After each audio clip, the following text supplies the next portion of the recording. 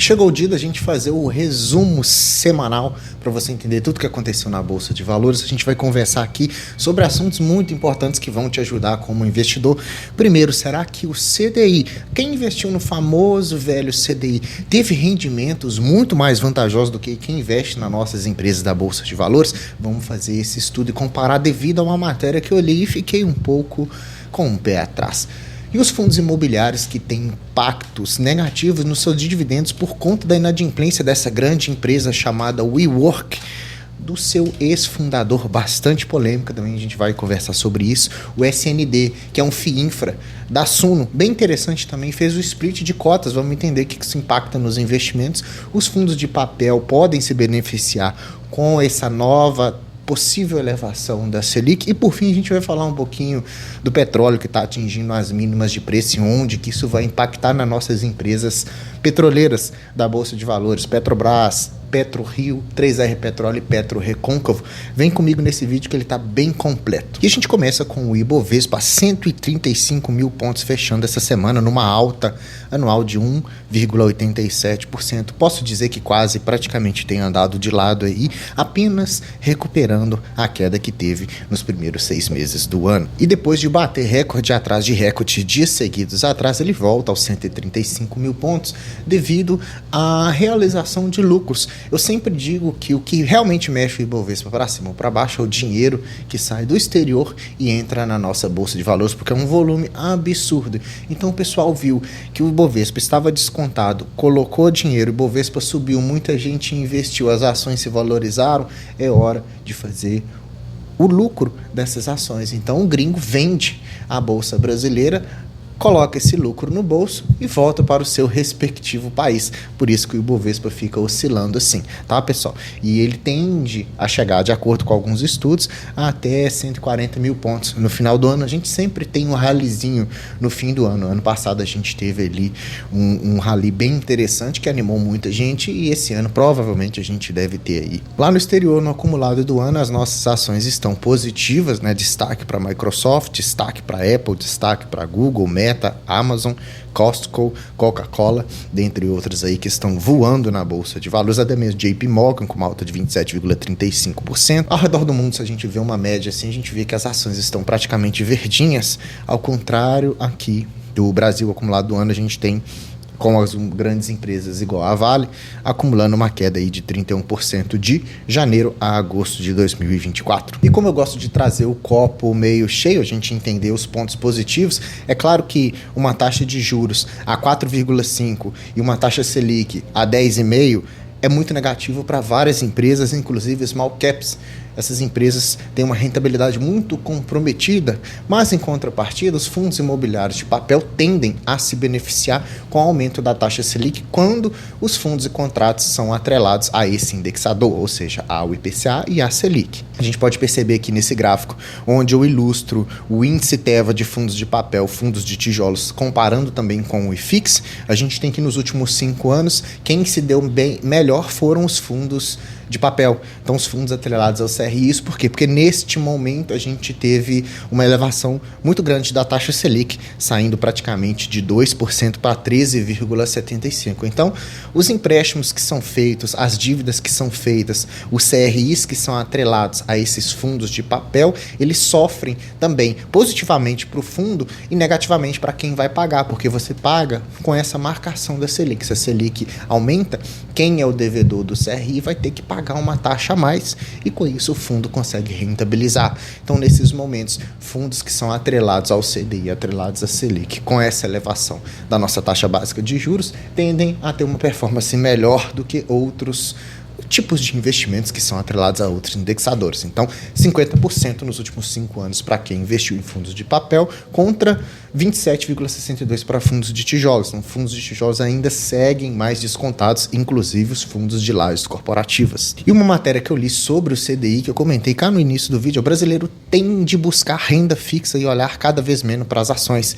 Diz André Jakurski, da JBG. Tá? Fundador da JBG diz que no Brasil bolsa é lebre fraca, já CDI é uma tartaruga forte. As alegações dele são que para investir na Bolsa de Valores só com a ajuda do CDI para você ter uma performance bem positiva? Será que a gente consegue contestar esse argumento desse grande investidor que, em termos de conhecimento, pode ser muito mais inteligente que nós, mas a gente vai conseguir ver aqui direitinho o que está acontecendo, tá? Segundo ele, a Bolsa de Valores, ela corre, sobe e desce. Corre, sobe, desce e cansa. E isso, ela tende a performar apenas 45% do CDI, tá, pessoal? Então, ele diz ainda que quando você vai montar uma carteira de investimentos, você deve ter apenas 10 ou 15% em ações, tá?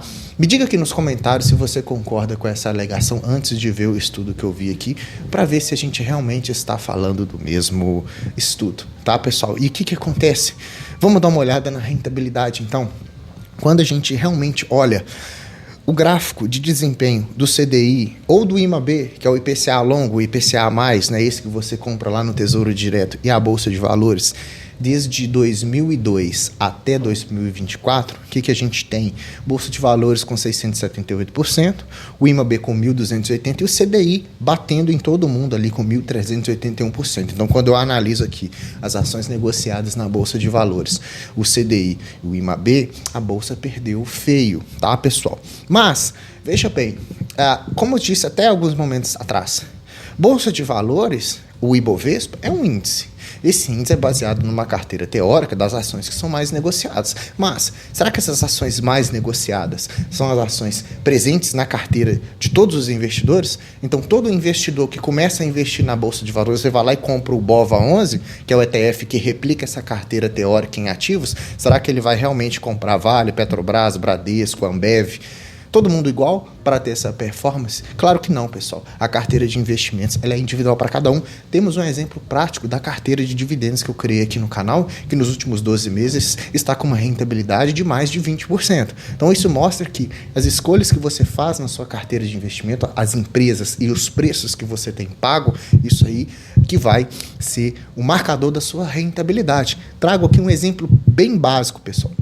Fiz um estudo também dos últimos 10 anos, de 2014 a 2024, investindo teoricamente em Taesa, Banco do Brasil, até mesmo coloquei a Vale na carteira, que está presente no Ibovespa, a maior peso, e Klabin. Então a gente tem essas 4 empresas, reafirmo, Taesa, Banco do Brasil, Vale e Klabin, 2 empresas de commodities altamente voláteis, 2 empresas mais positivas. Se nos últimos 10 anos eu tivesse investido nessas empresas, como que estaria minha rentabilidade? Será que eu perderia para o CDI? Olha aqui no gráfico, CDI rendeu 156%, Taesa 549%, Banco do Brasil 389%, Vale 239%, venceu do IMAB, só a Klabin que perdeu do IMAB, mas mesmo assim venceu o CDI. Então, essa questão de você vencer ou não, comparando a carteira do Ibovespa, os investimentos individuais de cada um de nós não devem ser baseados nesse índice específico. Esse índice ele serve como uma média de mercado para a gente ver a nossa carteira pessoal, como que a gente está com a média do mercado. Mas comparar que o investidor coloca o seu dinheiro no BOVA11 ou no Ibovespa e comparar isso com o CDI, eu acho muito leviano e acho até um viés para que você compre outras assessorias e carteiras recomendadas por medo. Olha só, se a gente coloca R$10.000 nos últimos 10 anos investindo nessas empresas que eu disse, Taesa, Banco do Brasil, Vale e Klabin, a gente teria hoje R$33.000, R$2.200 só em dividendos e um rendimento acumulado de 230%. É um CAGR, um crescimento anual composto, nos últimos 5 anos, de 18,37%. Então, como que eu, escolhendo as minhas empresas próprias, fazendo o meu estoque pink, eu vou perder para os indexadores de renda fixa como CDI e IMAB? Isso porque quando a gente faz essas escolhas de boas empresas, empresas pagadoras de dividendos, empresas que são perenes, a gente tem o crescimento no valor da cotação, mas a gente tem a grande ajuda da carteira com os dividendos reinvestidos. Então, isso vai aumentar muito o seu patrimônio e aumentar a sua rentabilidade. Então, toda vez que você vê uma matéria mais sugestiva desse jeito, fique com o pé atrás, procure gráficos, procure as rentabilidades, procure os desenvolvimentos dessas empresas nos últimos anos, procure o histórico de onde esse estudo está saindo, que você vai conseguir realmente tirar esses viés da sua cabeça, tá? Mudando um pouquinho agora, falando de petróleo, que recua pela 4ª vez consecutiva com os estoques nos Estados Unidos e o conflito do Oriente Médio. Então, o mundo global, essa macroeconomia tem impactado negativamente o petróleo, que está sendo negociado hoje a $76 o barril, e ele vem mostrando uma queda forte ali de quase 10% nos últimos 3 meses. Então, isso tem feito algumas empresas performarem de forma mais negativa, como a Petrobras, que nos últimos 6 meses rendeu menos 10,47%. Então, apesar de muito volátil, a Petrobras vem perdendo essa rentabilidade devido aos preços do petróleo, mas como ela é uma empresa que tem um dos menores custos de extração, há margem ainda para a empresa lucrar mesmo com esses valores mais baixos. Mas as ações das petroleiras brasileiras, como a PetroRio, a PetroRecôncavo, a 3R Petróleo e até mesmo a Enalta, são conhecidas como as Junior Oils e concorrem com a Petrobras, se você não gosta muito de estatal. Em 2024, para você ter uma ideia, essas ações ganharam destaque entre os investidores locais, que observaram parte dos investidores que deixaram a Petrobras. Muita gente, com esse intuito do viés político interferir na empresa, como tem interferido em alguns momentos pontuais, migraram os seus investimentos da Petrobras para essas Junior Oils, que chama, né? Então, com isso, elas tiveram uma valorização muito acima do Ibovespa e foi contra a Petrobras, que teve uma quedinha aí, tá? Mas colocando aqui elas em perspectiva, né? PetroRio, Petrobras, PetroRecôncavo, 3R Petróleo e Enalta, a gente pode ter um parâmetro mais interessante, que mesmo assim Petrobras vem como grande pagadora de dividendos aí para uma carteira mais previdenciária com uma certa volatilidade. Quanto a PetroRio, que é uma empresa de mais crescimento também, que quase não paga aí seus dividendos, tá? A gente tem números saudáveis também de preço-lucro sendo negociado mais barato, é a Petrobras. De margens também, a gente tem essa briga entre PetroRio e Petrobras, com mais de 50% de margens, né?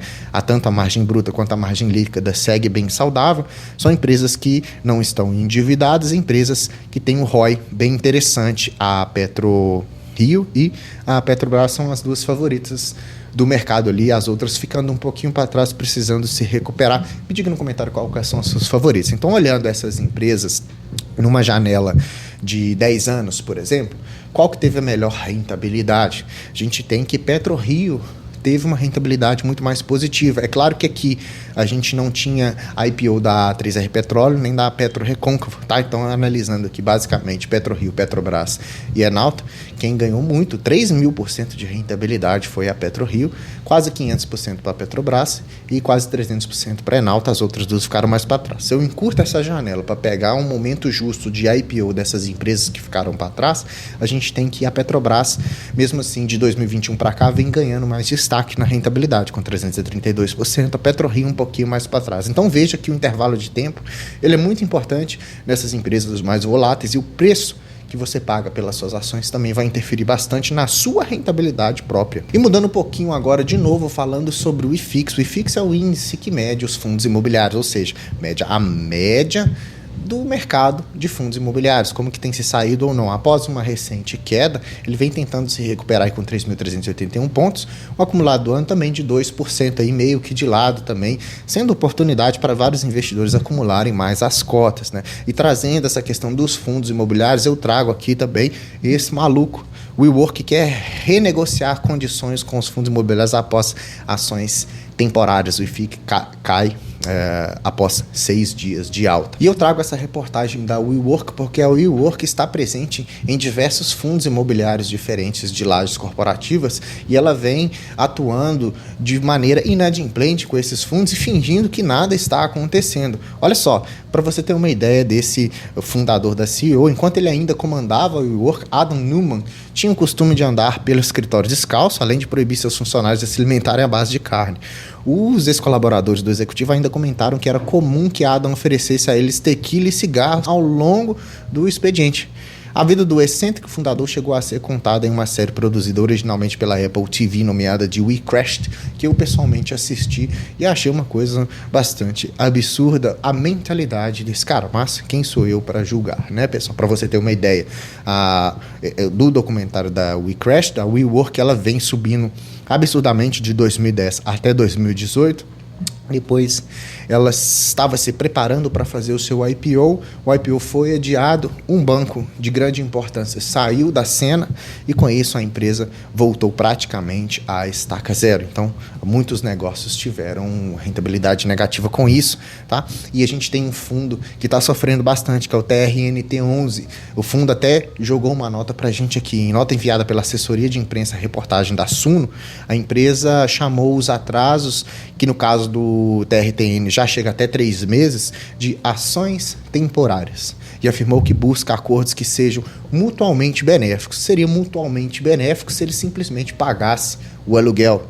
Pague o aluguel, seu Madruga. E até mesmo em fato relevante aqui, o fundo não recebeu algumas de suas locatárias o pagamento do aluguel referente à competência de junho, dentre elas a WeWork, serviço de escritório, né, representando um impacto de 18% na cota, né? Enquanto os demais locatários inadimplentes também apresentam impacto negativo de 11 centavos. Com isso, o fundo sofre em 29 centavos por cota e nisso os seus dividendos vão minguando cada vez mais. Então esses são os probleminhas ali das lajes corporativas no atual cenário, tá? Mas outros fundos imobiliários também têm sofrido bastante com essa inadimplência da WeWork, tá, pessoal? O Vino 11, por exemplo, o SARI 11, o RCRB também e um outro fundo também está sofrendo bastante, VVMR 11. Então com isso eles têm essas reduções nos dividendos, reduções no valor patrimonial, saída dos investidores, né? A gente pode pegar, por exemplo, aqui o Vino 11, que teve a taxa de vacância que estava praticamente zero para 5,4 devido ao WeWork não ter pago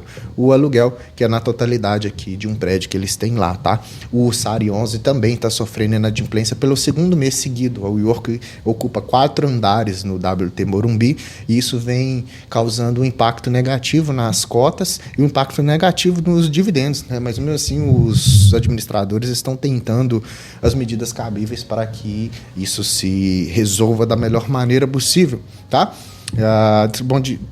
A distribuição desses dividendos são influenciados praticamente por esse não pagamento dos aluguéis, tá? A vacância chega a ser 26% do WT Morumbi. O RCRB também sofre com a WeWork, tá, pessoal? Aqui, ó, o prédio Girassol 555 permanece inadimplente devido ao não pagamento dos aluguéis, cujo vencimento era 15 de junho e 15 de julho, também pela WeWork, tá? Ele é um edifício monousuário e o fundo tem 34,9% de participação nas salas. Então, isso faz os dividendos também cair absurdamente. Então, eu espero que tudo isso se resolva, mas é um ponto importante para você olhar nos seus fundos imobiliários, por isso que eu trouxe quem são os inquilinos. Já marca aí de caneta vermelha o WeWork para você ficar mais atento em escolher os seus fundos imobiliários. Falando agora de FII Infra, o SND11, que é da Suno, fará desdobramento de cotas de 1 para 10. O que muda para o investidor? Muda que fica mais fácil para a gente investir. Cotas que antes eram R$100 passam a custar praticamente R$10. Isso ajuda o quê? Na liquidez do FII Infra, né? Mais pessoas podem negociar isso mais facilmente, torna-se mais concorrido no mercado.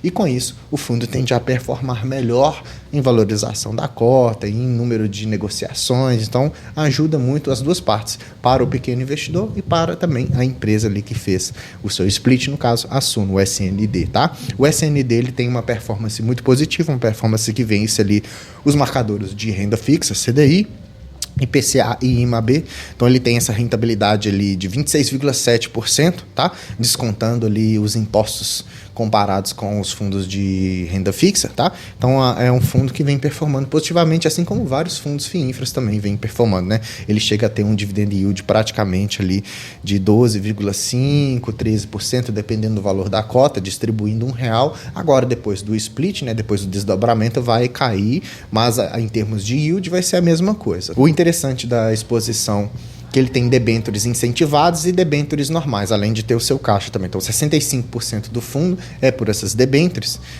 no 79% de locação é de devedores que são bem ratificados, né, que eles têm um rating seguro. Então, a gente tem aqui que ele é mais exposto no setor de saneamento, depois energia elétrica, locação de veículos, rodovias. Então, tudo que está ligado à infraestrutura está aqui nessa exposição da diversificação da carteira do SND, tá? Ele tem em grande parte ali da carteira pela Simpar, depois a Agrobrasil, a IGEA, Rota de Grãos, o GEG, GNA, Enalta, Eco Rodovias, Eletrobras, Braskem, Então são empresas bem interessantes, tá? Tem 37 ativos na carteira, ligados a uma taxa média de CDI mais 4,5.